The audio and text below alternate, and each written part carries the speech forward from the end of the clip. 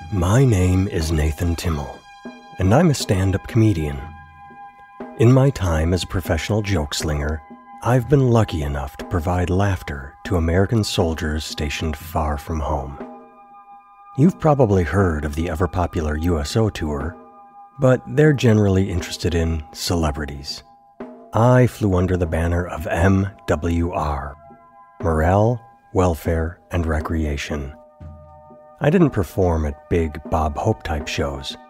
These were smaller, more intimate gatherings. My first few tours were in countries at peace. South Korea and Japan were lovely to visit, but the shows were, well, let's put it this way. In a place like Japan, soldiers can leave the base at night. They're in a safe country, so they can go into town, hit the bars, see the sights. Many of the shows were sparsely attended. I appreciated the hell out of the people who did show up to laugh, but 10 soldiers in a 75-person room doesn't really create a whole lot of energy. Then, in 2004, I got to visit Iraq.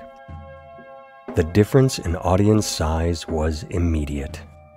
In Iraq, when off-duty, soldiers were stuck kicking the very rocks they had just been guarding.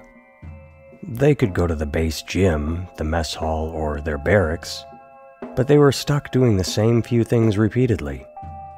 The world outside their blast walls wasn't safe, so they couldn't go anywhere to blow off steam. When a comedian showed up, it was a big event. The audiences were pumped for something different. The fact I wasn't famous didn't matter. All they wanted was a distraction. Something to help them escape the day-to-day Groundhog Day they existed inside. And I gave that to them. I toured bases large and small, from the biggest of the big in the green zone to forward operating bases in the middle of the desert, which is basically the middle of nowhere. This brings us to 2005. In October of 2005, I traveled to Afghanistan. According to the politicians, it was mission accomplished in Iraq, but in Afghanistan, things were far from over. My landing point was Kandahar. What was once an international airport was now an enormous military base. I was supposed to start performing around the country immediately, but transportation was scarce due to the Kashmir earthquake in Pakistan. Every available helicopter was put to use for humanitarian missions, and carting a comedian around was rightfully deemed non-essential. And yeah, you heard that right. Comedians were carted around the country on helicopters. I got to fly in Chinooks and Blackhawks. It's pretty amazing. With convoys being targeted left and right, the optics of a civilian being injured or worse while trying to raise morale would be awful. So, entertainers were treated like endangered pandas. We had our handlers, and they watched out for us so that we didn't make the news in the worst of ways. Anyway, during my downtime at Kandahar, I had the unfortunate opportunity to attend a ramp ceremony. An American soldier lost his life in an ambush in the Afghani hills. I was allowed to witness the loading of his flag-draped casket aboard the plane home. Now, I should explain. The military base at Kandahar, in 2005 at least, was international in nature. I couldn't tell you exactly how many countries were represented within its walls, but I visited with soldiers from England, France, and Romania, to name just a few. Now, I mention this because even though the ramp ceremony was honoring an American soldier, men and women from every nation appeared. Which specific flag they saluted didn't matter. Everyone respected the dead, borders be damned. In a war zone, the uniform creates a brotherhood that surpasses differences between governments. While politicians argue, soldiers unite. And here's the kicker. The fallen soldier wasn't even stationed at Kandahar. He was from a base out in the field. This means there is an overwhelming probability that those paying tribute, foreign or even American, had never even met the man. Such things didn't matter to them. They were there to honor the fallen because they knew all too well the meaning of the phrase, "There, but for the grace of God, go I." Living in a war zone meant they knew that it was nothing but happen chance that had them standing on the tarmac and not laying in the casket. They knew that somewhere parents were tearfully awaiting their child's arrival, and that a friend of the fallen, a fellow soldier, would accompany the body all the way to its destination. Once there, that person would look a mother, father, or wife in the eye and hand over the flag currently draped across the coffin. That soldier might have the awful reality of coming face to face with heartbroken children, sons and daughters of the deceased.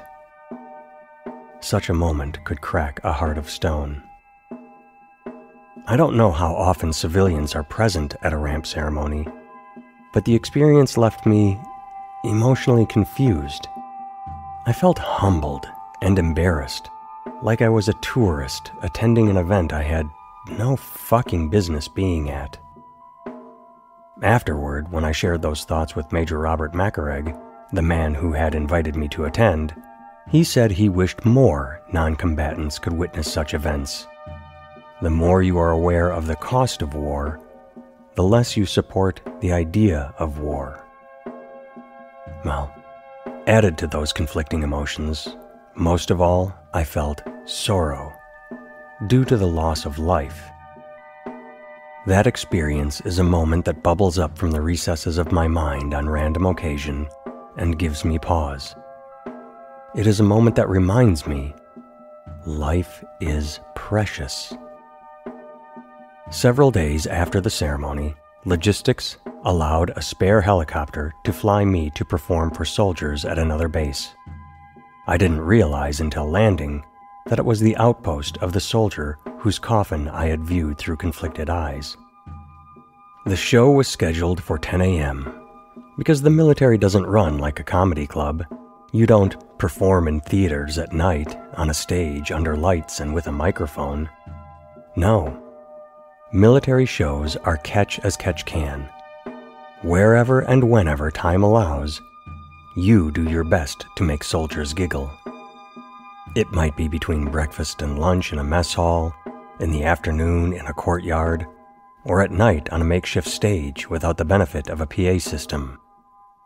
At this particular location, the show was going to take place in what would be considered a living room in a small hut. Given the loss of a soldier at that base, tensions were justifiably high. I was told the men and women I was about to entertain had just returned from an overnight patrol. They had been searching for the insurgents who killed their friend. Given how many hours they had been awake, they were looking for food, a shower, and sleep. It is doubtful anyone was in the mood for comedy. As I was having that very thought, the commanding officer informed me he was going to issue an order of attendance. They had to be there. This news made me uneasy, as not only was the current situation already not ideal, but mandatory turnout brings in a reluctant audience. These would not be the soldiers I was used to, people chomping at the bit for a distraction. These soldiers would be a mix of exhausted, angry, and sad. A few minutes before go time, I got into position, and soon 17 tired soldiers with sleep-deprived eyes slowly made their way in to sit wherever they could. They sat on couches, chairs, even the floor. Some of the faces seemed so very, very young to me. Being 18 might make you an adult by default, But when I think about what I was dealing with at that age, compared to the enormous stress and pressure those in front of me were living with daily, there is absolutely no parallel.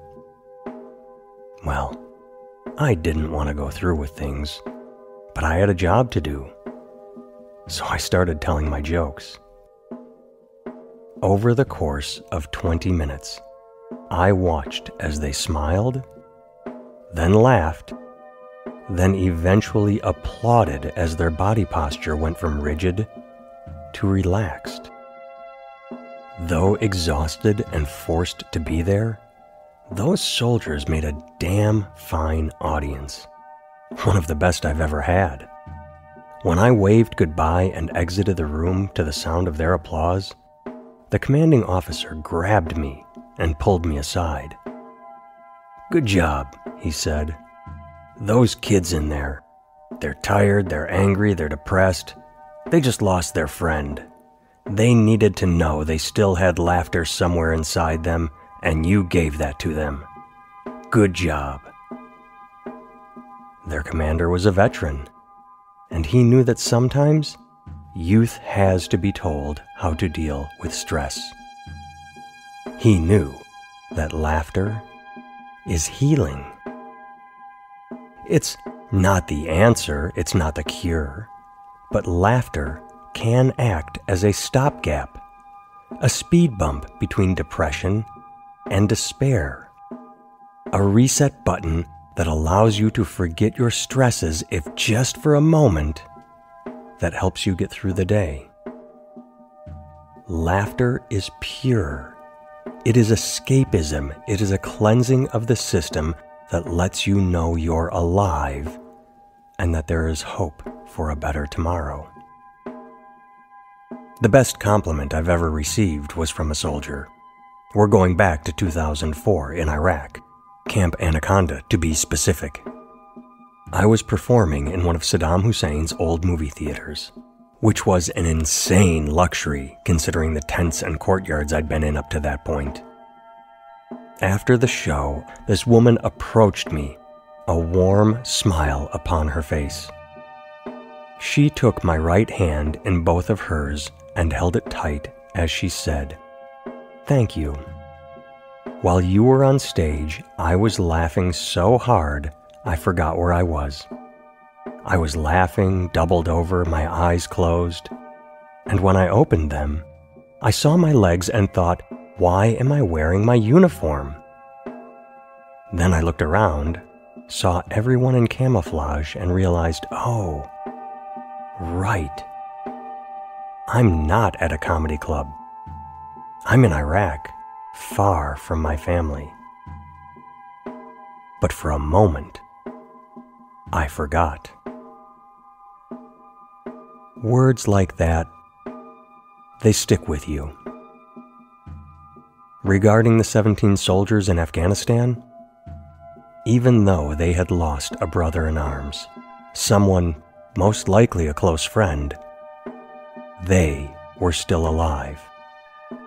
Even if comedy seemed like the most inappropriate thing in the world, they needed to understand they still had laughter inside them. While initially I was wary of performing that morning, that show, for those soldiers, will remain the pinnacle of my career. Of all the hours I've spent cajoling strangers into smiling, that one held more meaning than any other. I have a picture of that day taken after the show. I'm sitting on the floor in the center of everyone, and my eyes are wide as if I was just surprised by the flash of the camera and thought I had several more seconds to ready my face. Those surrounding me are a mix of smiles and contemplation. They've enjoyed the show, but laughter in such a place is fleeting. Tomorrow I will be gone, and they will remain. Violence will surround them, and the brutal weight of war will be back upon their shoulders. I made no real difference in their lives, but for 20 minutes, I helped. even if only marginally.